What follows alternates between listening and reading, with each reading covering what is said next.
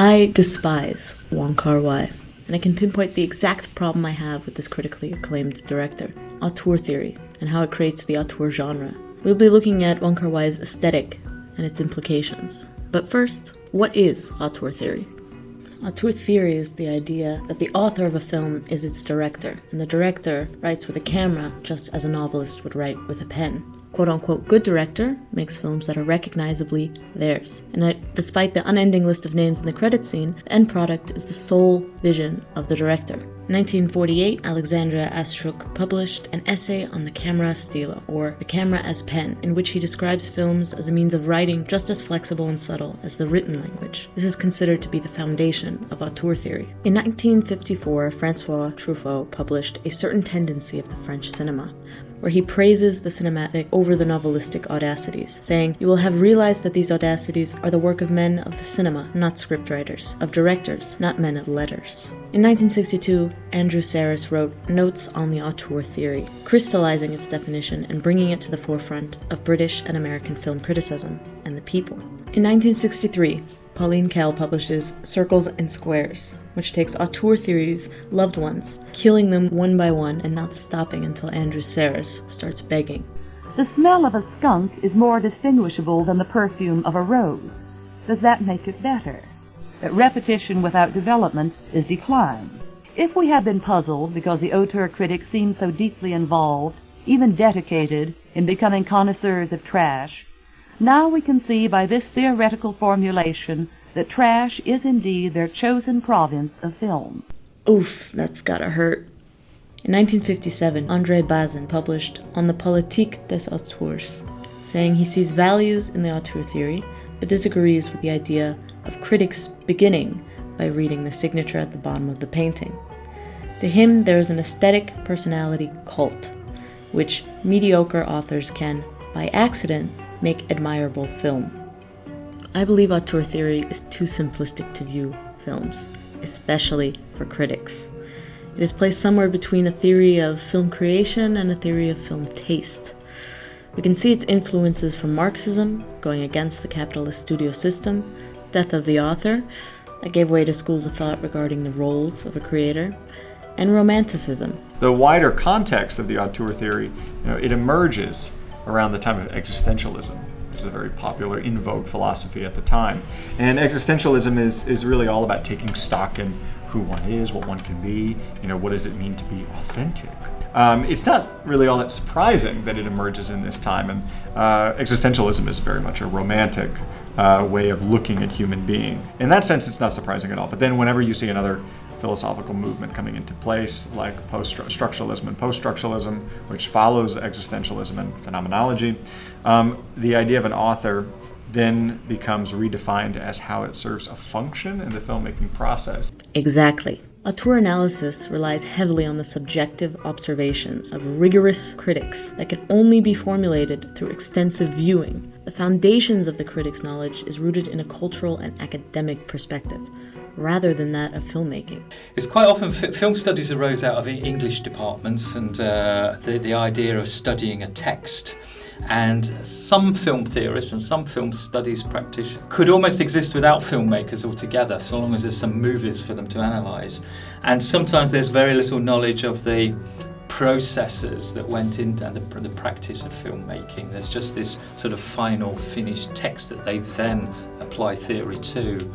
Quoting Andrew Sarris, auteur theory serves only two purposes: to classify films and give films value as works of art. Because back then, we needed to justify films as works of art.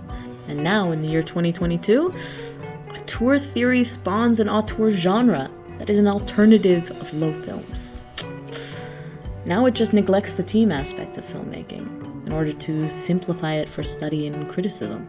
In the same manner that Kant, or your average 2010s LGBTQIA+ community, I'm now going to complain about labeling.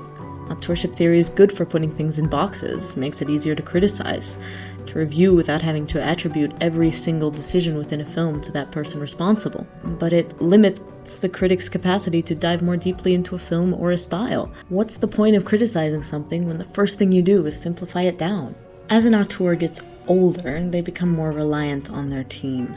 And when that director deviates from their preferred lineup, we see clear differences in the film, proving that the director's creative decisions did not lie in those areas. Auteur theory relies on the naiveness of the reader and audiences, assuming we cannot possibly comprehend the intricacies of the film industry and all its different moving parts, that we cannot possibly distinguish a cinematographer from a director, despite giving out awards in this specific category. So do we go and see a film for its director or for its cinematographer? None, because other people in other roles have a say in the film too, like Thelma Schoonmaker, who did all of Martin Scorsese's films. Don't you think she probably had a say in the final film too? So just go watch a film because it's a good film. Right, studio system, my fellow filmmakers. Putting these films into boxes may help with marketing, but it does nothing for film as an art. You all need to start thinking critically. In order to understand our convoluted concept, let's look at Wong Kar-wai's impressive body of work. The Wong Kar-wai works that everyone ever raves about are Days of Being Wild, 2046, Chungking Express, Fallen Angels, Happy Together, In the Mood for Love. This opening sequence in Chungking Express masterfully shows his unique style, a bombardment of saturated colors, step printing in company with a hypnotic score. The sense of yearning, melancholy in Wong Kar-wai's films comes from his technique in subjective chronology. Not only in the manipulation of time, stretching moments into eternity, but also a sense of time that flows through his characters. His characters are often in pain in their external existence, while stuck between past and present, which is, in a way, honoring the spectator's limitation on the flow of time. Time is also seen in the transient nature of the characters' relationships, while also taking place in claustrophobic, intimate spaces. Though there are multiple perspective shifts throughout his films, they share a single theme of daydreams by people who just float through external existence. Why is this impressive body of work not just Wong Kar-wai's? There's also another movie made by Wong Kar-wai that most people don't know about, called The Grand Master. And I theorize this is because Christian Doyle did not work on that film. There's something to be said about a director's decision to work with certain talents to achieve a desired outcome. We can argue that since a director chooses to work with a talented person, that is their creative decision. However, I'd say this still oversimplifies the amount of work and individual style is involved. Instead of saying it's Doyle's style, we credit Wong Kar-wai as the mastermind of it, instead of choosing that person with the style. Something that also needs to be mentioned is Wong Kar-wai's use of a commercially acclaimed aesthetic.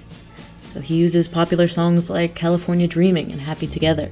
Even Wong Kar-wai's muse, Tori Leung Cho Wai, is a critically acclaimed actor in Hong Kong before he ever starred in Wong Kar-wai's films. Along with Maggie Cheung and Leslie Cheung, us as the audience are more sympathetic to beautiful people. I mean, just look at those cheekbones and sad droopy eyes. And the worst thing Wong Kar-wai spawned is the Wong Kar-wai genre.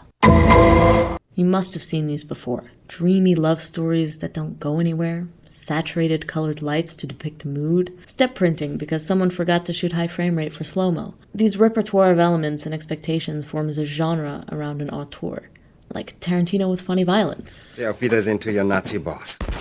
Call it inspiration and influence for all I care, but they are all chosen just to appear as surface-level art, with little to no motivation, different for the sake of difference.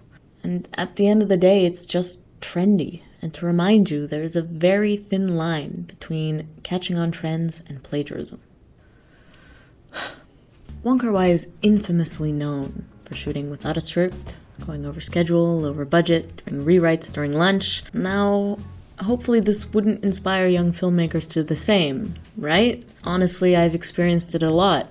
I mean, the digital age enables filmmakers to work more creatively, like Steven Soderbergh, who makes rough cuts from dailies to identify problems in the scene to fix it the next day. Now, I can also hear some comments saying Wong Kar-wai only shoots on film, but nonetheless the digital medium has lowered the barrier to entry. Now, to work more creatively or more lazily, your decision.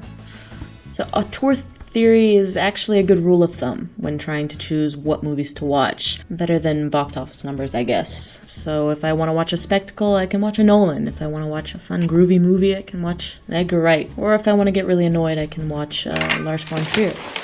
But it's still incredibly difficult to categorize films by directors. I mean, not all films from a director will have all the stylistic details of some of their most applauded films, or in other cases, maybe too much. Auteur theory is only interesting in the way that it contradicts itself so much. It's an umbrella term that can be used to describe anything while also being incredibly strict about what constitutes an auteur. Does this mean auteur theory needs a renewed definition, or should it not be a theory in the first place? Since people like putting things in boxes so much, should we make new boxes? Do we need critics and reviewers to make the distinction in order to have a more comprehensive, precise, and intelligent review? Professional reviewers, after all, are not making reviews just for the casual viewer, but also cinephiles, people who are interested and aware of the different aspects of film. Young filmmakers will get involved with doing paid work for companies, promo videos, TV commercials for a client. And sometimes you get lost in what the client wants. If you can find what you want to say to the world, you can kind of infuse that into the commercial work that you do, and then also have it resonate in the personal work that you do. Do create a style for yourself. Young filmmakers nowadays, you can almost plug and play, and you can't tell the difference or whose film it is. So I would encourage young filmmakers to find their inner voice. Guy or girl has a certain view of the world, and they show it through moving images.